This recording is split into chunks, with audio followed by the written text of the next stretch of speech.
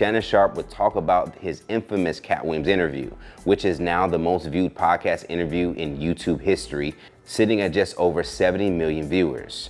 Now, during the conversation, Sharpe told Newton that Katt predicted the interview would catapult Sharpe onto a higher level. That was my real laugh.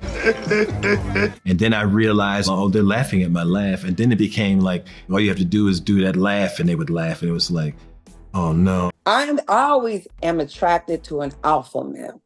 I don't care. He has to be the strong male in the room. He has to be that male that all the other males look up to and want to be or admire. So for those who don't know, Shannon Sharpe shot his shot at Fist Beautiful Nicole Murphy a few weeks on a live television, like a live show, right? While Shannon Sharpe is coming into major hate following his viral Katt Williams interview, he's also soaring as far as his podcast goes. But he might now get major heat for sleeping with Nicole Murphy, who just happens to be comedian Eddie Murphy's ex-wife, the same guy Williams dissed on his podcast. So what happened? Let's start from the beginning. Shannon Sharpe started his podcast Club Shay Shay sometime after leaving his Fox Sports show Skip and Shannon Undisputed. He got a little heat for it, and people were unsure how he would develop in the industry after basically being fired from the show. We talking about Shannon Sharpe leaving Undisputed, as I predicted, because Skip Bayless was jealous of Shannon's blow up, started taking shots at him on air. Shay Shay built up his brand. He said, oh yeah? Okay, cool. Deuces, fool. It was a bit of a nasty situation, with people suspecting the issue arose after Shannon and co-host Skip had a few disagreements on air, including one about Tom Brady. Skip tweeted something, and although I disagree with the tweet, and hopefully Skip would take it down, but I didn't want it. Well, time out. I'm not going to take it down because I stand by what I tweeted. Skip, let me finish. All right, okay. Go ahead. No, you go.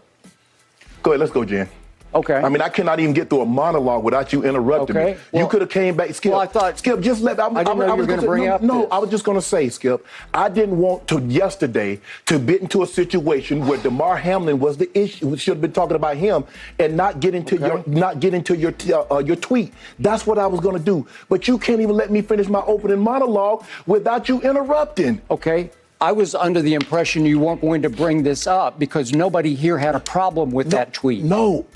Clearly, the bosses wanted you to offer explanations, so clearly somebody. No, they did not have. Nobody. Let's go, Jen. Understand that him getting fired meant that he could have had a really hard time making his name in the industry. He's spoken multiple times about his exit since, saying that while he feels he could have done some things differently, he was still disappointed by certain things Skip Bayless said and did leading up to the departure. I feel like, look, there's no clear replacement in mind that you can name. There's nobody who has ever filled in for Shannon on the show and debated Skip on FS1. Shannon was the natural partner for Skip at the beginning of this show because they had worked together when Stephen A was out on First Take. Shannon Sharpe has reached a buyout with FS1, and now he's set to leave Undisputed after the NBA Finals. In my opinion, I think Uncle Shay just got tired of Skip Bayless. I mean, the trolling, the hating, just the overall disrespect. And I get it. In our business, you have to have a strong opinion or a hot take, especially when you're talking about who's the GOAT in a certain sport. You can have numbers, but it's all subjective anyway. I think as a former player and Hall of Famer, Uncle Shay just got tired of Skip talking about athletes like they're avatars and not humans. The man just wanted to troll. Shannon commented that he had put in a lot of his time for Undisputed, giving up relationships because he didn't have time for friends or family. All of his free time was spent watching sports events to be able to properly cover and debate on them on Undisputed. People also pointed out that Shannon had a lot of expectations to live up to since Skip was a journalist while Shannon was only an athlete. At the time, many considered him unsuitable to talk about a wide range of sports. I think for me, I really appreciate Skip believing in me and bringing me there. Even when the network wanted him to hire a journalist, because I was really the first athlete to sit down and sit across from a journalist and debate topics. Right. People know that you can talk about football because obviously you played the game. Can he talk about basketball? Right. Can he talk about golf? Can he talk about baseball? Can he talk about social issues if they were to arise? So Skip believed that I could, and the opportunity presented itself, and I took full advantage of it. Maybe it was a combination of things. Maybe there's some things I could have done differently. Maybe I should have just had a conversation with Skip. I'd be lying if I told you I thought I would be where I am right now at this point in time. Did I think it was possible? Yes, but I thought it was going to take me a lot longer than what it actually took me. It's tough. See, people like, well, Shannon, why did you get so emotional?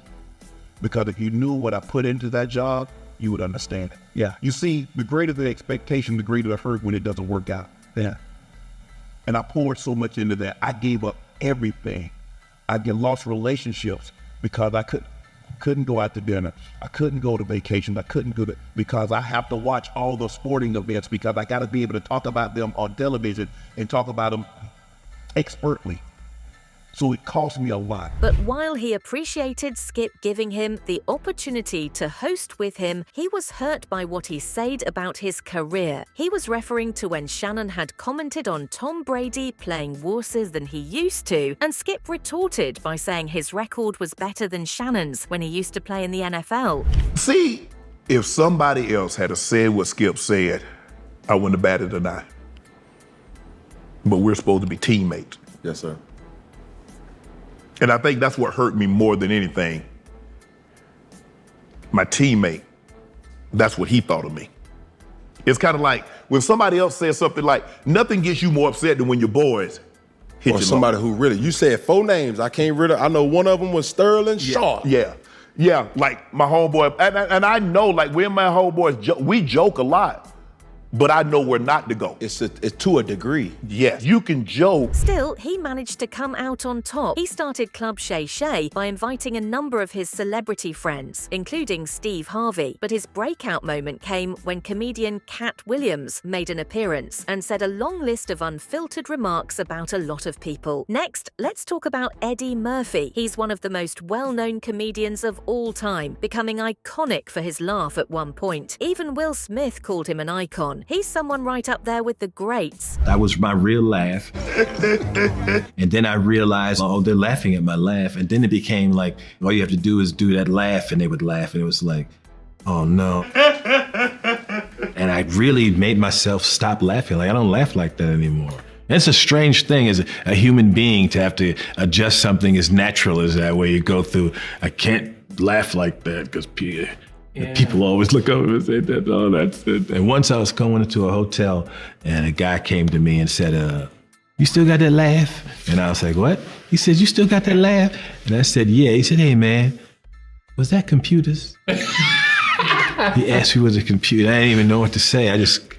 I feel like I'm still standing there. He said it all like sotto voce, like, hey, just between you and me, is that done with computers? I was like, I don't even know how to answer that. Probably the Eddie Murphy, 48 hours, but across Eddie Murphy's career, I'd probably say Eddie Murphy was like the single greatest inspiration for me. It's like, I want to do that. I want to do that. You gotta salute Eddie. And his ex-wife might have slept with Shannon Sharpe. Let's start with the fact that Eddie Murphy has often come up in conversation on Club Shay Shay. Godfrey talked about him during his interview when discussing his top 4 comedians, calling Eddie one of the greats. You put Murphy, that's who you left. No, Murphy, I think Eddie Murphy, of course, he's a hero of mine. One of the greatest comedic actors. Nobody's with Eddie Murphy on the comedy and movies. Right. And you can match Eddie, but there's a lot of funny people, but Eddie Murphy is the best.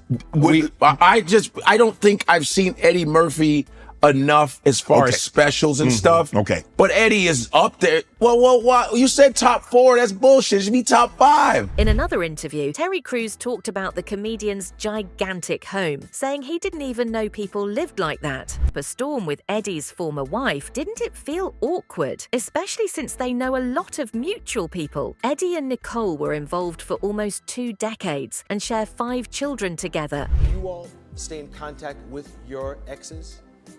Well, you know I'm right around the corner from mine. Comedy hero Eddie Murphy was married to Nicole Mitchell for an amazing 12 years. After so long together, the news of their split came as a shock to a lot of people, and you'll never believe what happened. The couple first met in 1988 when Eddie was at the absolute peak of his powers. Their first encounter took place at the NAACP Image Awards. Eddie had been nominated for an Outstanding Actor and a Motion Picture Award for his role in Coming to America. At the time, Nicole was a model and actress, and she certainly seemed to turn Eddie's head that night. According to Heavy, they began dating very soon after they first laid eyes on each other. And 5 years later, they tied the knot in the Grand Ballroom of the Plaza Hotel in New York City. The wedding was reported to have cost an insane $1.5 million. And that figure did not even include the cost of Nicole's wedding dress. During their marriage, they had 5 kids together: Bria, Miles, Cheyenne, Zola, and Bella. Some people may be shocked, however, to find out that these only make up half of Eddie's kids. While Nicole has always spoken well of him since he's her children's father, they still went through some pretty rough patches. During one of these times, Eddie even had children with 2 other women. For instance, it's incredible that in such a short time after separating from Nicole, Eddie managed to get through not 1, but 2 other relationships. And not just that,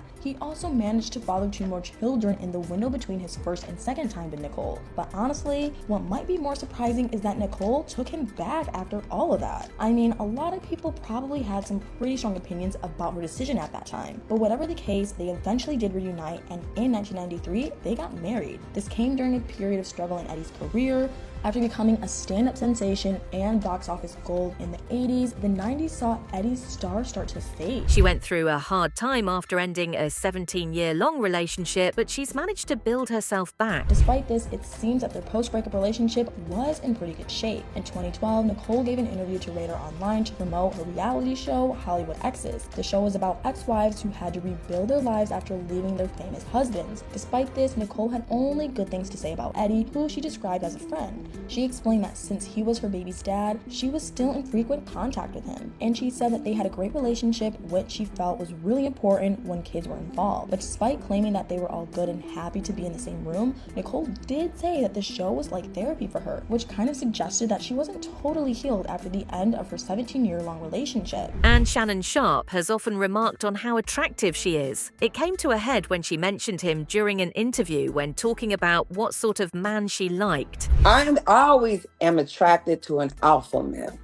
I don't care. He has to be the strong male in the room. He has to be that male that all the other males look up to and want to be or admire.